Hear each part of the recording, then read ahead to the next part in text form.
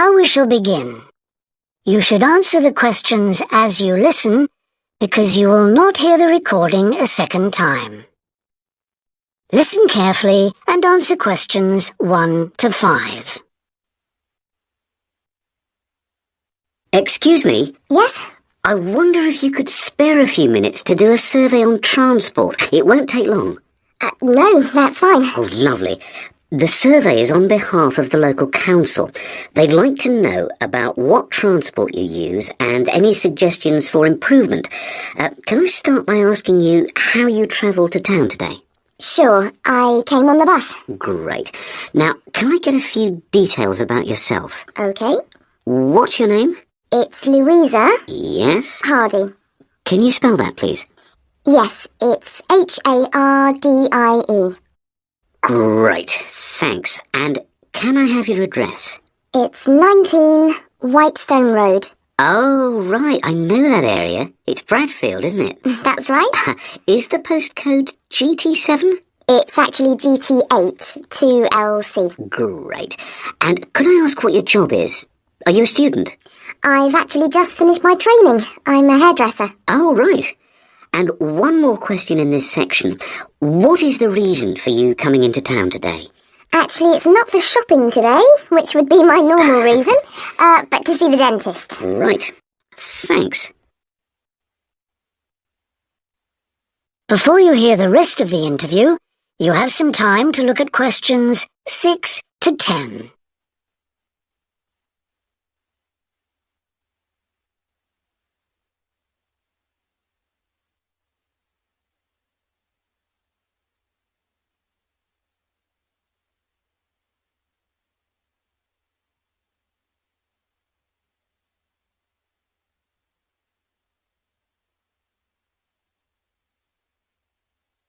Now listen and answer questions 6 to 10.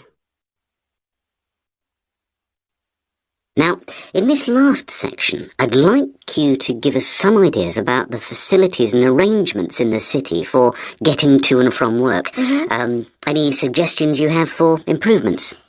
Well, something I've thought about for some time is that when I do walk and I'm doing a later shift, I think the lighting should be better. Yes, good point. And of course, I think it's a real shame they've been cutting down on the number of footpaths. They should have more of those. Then people would walk more. Yes, right. And I don't think there are enough trains. That's why I don't use them. You have to wait so long. Thanks. And finally, I'd like to ask your opinion on cycling. As you may know, there's a drive in the city to get more people to cycle to work. Right. But we realise that there are things which the council, but also employers might do to help encourage workers to cycle to work. Yeah. Well, I have thought about it. And where I work, there are no safe places to leave your bikes. Okay. And also, I'd have to cycle uphill, and on a hot day I'd arrive at work pretty sweaty, so I think I'd need a shower somewhere at work. Right. And I suppose the last thing is that I wouldn't be all that confident about cycling on such busy roads. I think I'd like to see you offering training for that. You know, I'd feel a lot better about starting if that was the case. Well, that's very helpful. Thank you very much for your time. No problem. Bye. That is the end of section 1. You now have half a minute to check your answers.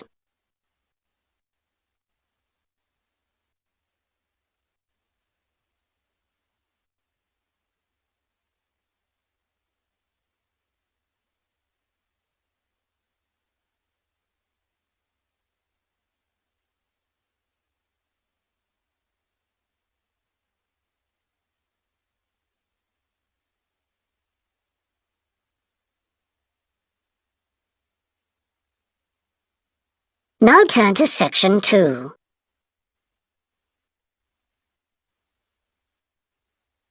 Section 2. You will hear a representative of a city council giving information about 2 new facilities which are opening soon in the city. First, you have some time to look at questions 11 to 14.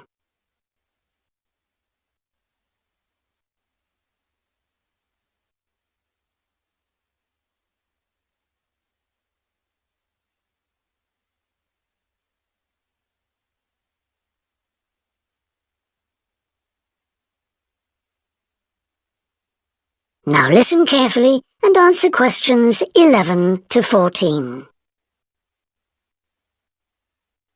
Good morning. I'm very pleased to have this opportunity to say a little about two exciting new developments in the city: the Brackenside open-air swimming pool and the Children's Adventure Playground in Central Park. As many of you may know, the idea for these initiatives came from you, the public, in the extensive consultation exercise which the City Council conducted last year. And they have been realised using money from the SWRDC, the South West Regional Development Commission. First of all, Brackenside Pool. As many of the older members of the audience will remember, there used to be a wonderful open-air pool on the seafront 30 years ago, but it had to close when it was judged to be unsafe. For the design of this new heated pool, we were very happy to secure the talents of internationally renowned architect Ellen Wendon, who has managed to combine a charming 1930s design, which fits in so well with many of the other buildings in the area, with up-to-the-minute features such as a recycling system, the only one of its kind in the world, which enables seawater to be used in the pool. Now, there's been quite a bit of discussion in the local press about whether there would be enough room for the number of visitors we're hoping to attract, but the design is deceptive, and there have been rigorous checks about capacity. Also, just in case you were wondering, we're on schedule for a June the 15th opening date, and well within budget. A testimony to the excellent work of local contractors, Hickman's. We hope that as many people as possible will be there on June the 15th. We have engaged award-winning actress Coral White to declare the pool open, and there'll be drinks and snacks available at the poolside. There'll also be a competition for the public to decide on the sculpture we plan to have at the entrance. You will decide which famous historical figure from the city we should have. Before you hear the rest of the talk, you have some time to look at questions 15 to 20.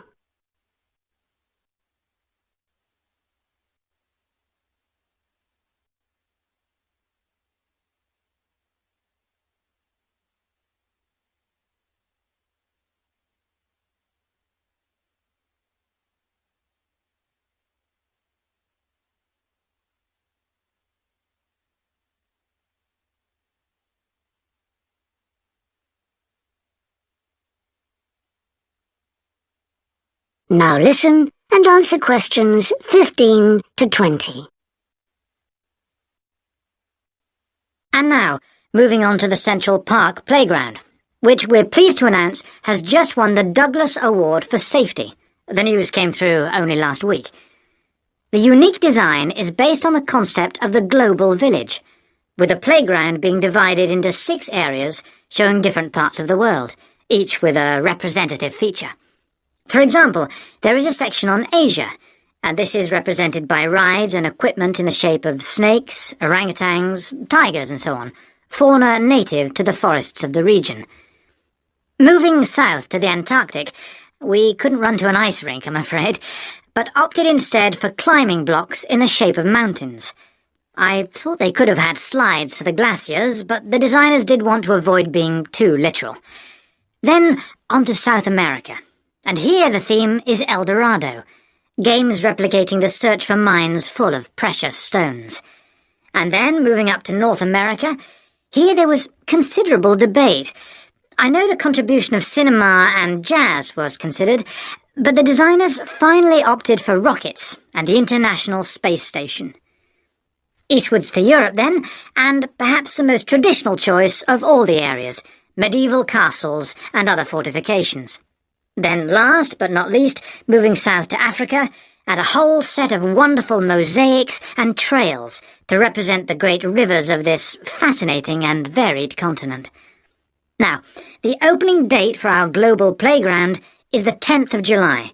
And again, we'd love to see you there. So, make a date and come and see this magnificent, original new amenity right in the heart of the city. That is the end of section 2. You now have half a minute to check your answers.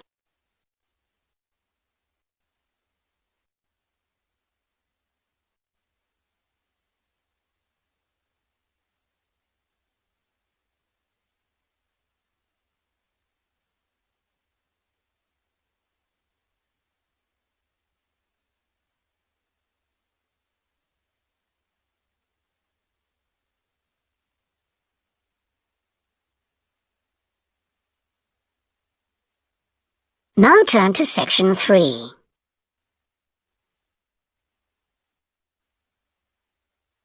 Section 3.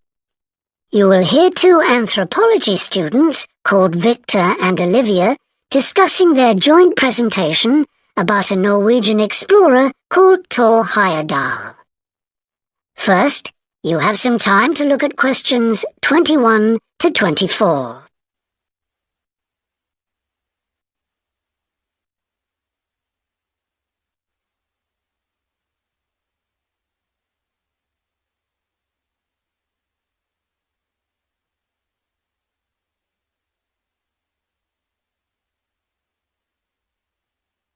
Now listen carefully and answer questions 21 to 24.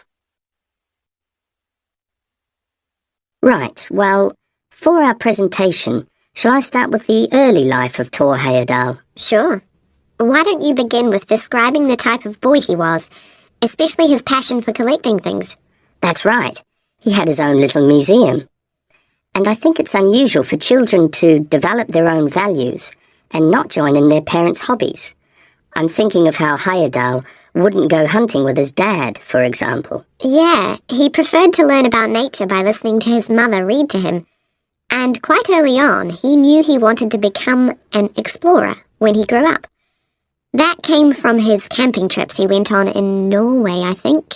No, it was climbing that he spent his time on as a young man. Oh, right. After university, he married a classmate, and together they decided to experience living on a small island to find out how harsh weather conditions shaped people's lifestyles. As part of their preparation, before they left home, they learnt basic survival skills, like building a shelter. I guess they needed that knowledge in order to live wild in a remote location with few inhabitants, cut off by the sea, which is what they were aiming to do. An important part of your talk should be the radical theory Heyerdahl formed from examining mysterious ancient carvings that he happened to find on the island. I think you should finish with that. Okay. Before you hear the rest of the discussion, you have some time to look at questions 25 to 30.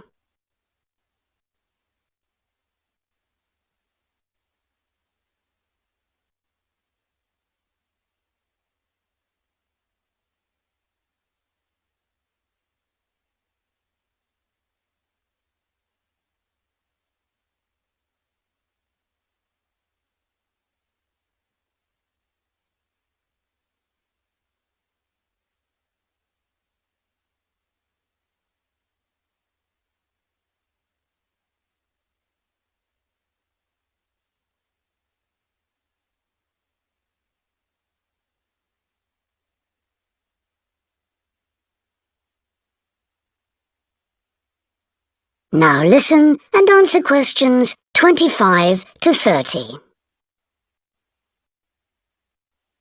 All right, Victor, so after your part, I'll talk about Thor Heyerdahl's adult life, continuing from the theory he had about Polynesian migration.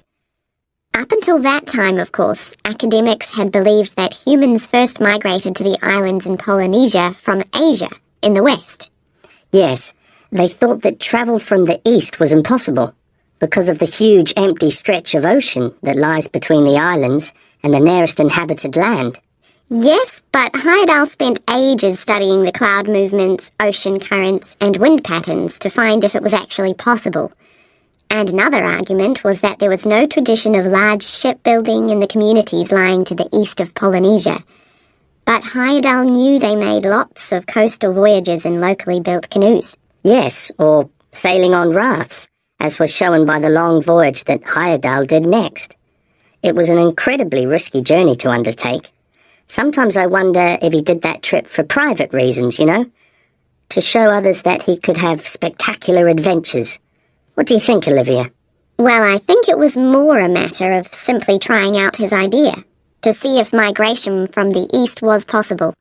Yes, that's probably it. And the poor guy suffered a bit at that time because the war forced him to stop his work for some years. Yes. When he got started again and planned his epic voyage, do you think it was important to him that he achieve it before anyone else did? I haven't read anywhere that was his motivation. The most important factor seems to have been that he used only ancient techniques and local materials to build his raft. Yes. I wonder how fast it went. Well, it took them 97 days from South America to the Pacific Islands. And after that, Heyerdahl went to Easter Island, didn't he? We should mention the purpose of that trip. I think he sailed there in a boat made out of reeds. No, that was later on in Egypt, Olivia. Oh, yes, that's right. But what he wanted to do was talk to the local people about their old stone carvings, and then make one himself, to learn more about the process. I see. Well, what a great life. Even though many of his theories have been disproven, he certainly left a lasting impression on many disciplines, didn't he? To my mind, he was the first person to establish what modern academics call practical archaeology. I mean, that they try to recreate something from the past today, like he did with his raft trip. It's unfortunate that his ideas about where Polynesians originated from have been completely discredited. Yes. Right, well, I'll prepare a PowerPoint slide at the end that acknowledges our sources. I mainly used The Life and Work of Thor Heyerdahl by William Oliver. I thought the research methods he used were very sound, although I must say I found the overall tone somewhat old-fashioned. I think they need to do a new, revised edition. Yeah, I agree. What about the subject matter? I found it really challenging. Well, it's a complex issue. I thought the book had lots of good points. What did you think of the illustration? That is the end of section 3. You now have half a minute to check your answers.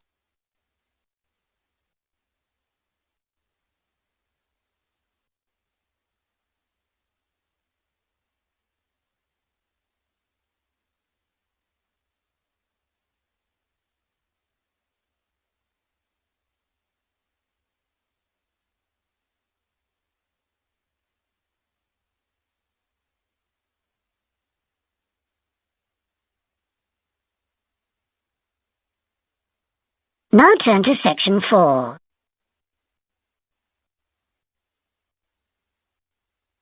Section 4. You will hear a business student predicting how management might change in the next few years. First, you have some time to look at questions 31 to 40.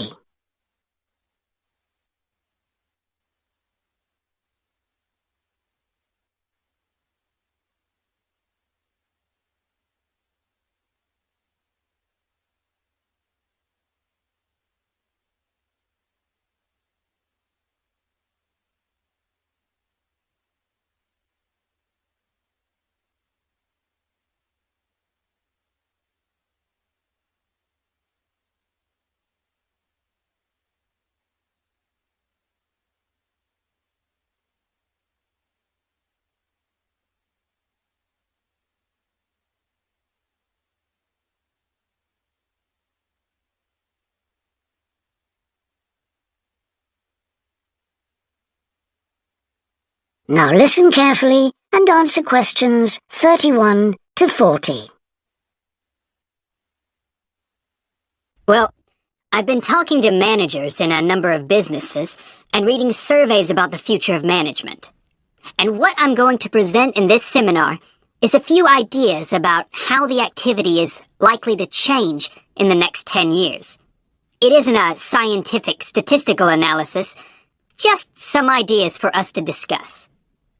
One area I want to mention is business markets, and I'm sure a really significant development will be a major increase in competition, with companies from all around the world trying to sell similar products.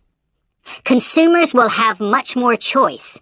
For instance, food products sold in Australia might be manufactured in the USA, China, Finland, and dozens of other countries. At the same time, mergers and takeovers mean that governments are actually losing power to major global corporations. We can probably all think of companies that exert a great deal of influence, which may be good for consumers. A third point I want to make about markets is that in the rapidly expanding economies, such as India, China, Brazil, and Russia, demand is growing very fast. This is putting pressure on resources all over the world. I think businesses are becoming more open to external influences. In particular, companies are consulting customers more and more before making their business decisions. Companies are finding out what they want and providing it, instead of making products and then trying to sell them, which is the model of years ago. Another influence is that concerns about the environment will force manufacturers to extend product life cycles to reduce the amount of pollution and waste. And, in some cases, regulation will need to be strengthened. Many societies are much more fluid and democratic, and the structure of companies is changing to reflect that. I think we're going to see a greater emphasis within companies on teams created with a specific project in mind. And when they're completed, the teams will be disbanded and new ones formed. More and more people see work as simply one part of their lifestyle, and not the most important one. And as the workforce is shrinking in some countries, businesses are having to compete for staff instead of being able to choose among a lot of applicants. Typical examples that will attract and retain staff are traditional ones like flexible hours and, something that has been made possible by advances in technology, remote working, with people based at their home, abroad, or almost anywhere they choose.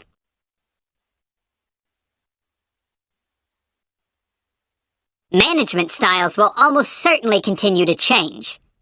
Senior managers will require a lot more than the efficiency that they've always needed. Above all, they'll need great skills in leadership, so that their organization can initiate and respond to change in a fast-moving world where they face lots of competing requirements and potential conflicts. In most of the world, the senior managers of large businesses are mainly men in their 50s and 60s. The predominant style of management will almost certainly become more consultative and collaborative, caused, above all, by more women moving into senior management positions. Many of the changes are influenced by developments in the wider economy. The traditional emphasis of business was manufacturing, and of course the service sector is very important. But we shouldn't overlook the growing financial contribution of IP, that is, intellectual property. Some books and films generate enormous sums from the sale of related DVDs, music, games, clothes, and so on. Another point I'd like to make is that although I've been talking about companies, one trend that they have to face is the move away from people working for the same employer for years. Instead, more and more people are becoming self-employed to gain the freedom and control over their lives that they're unlikely to get from being employed.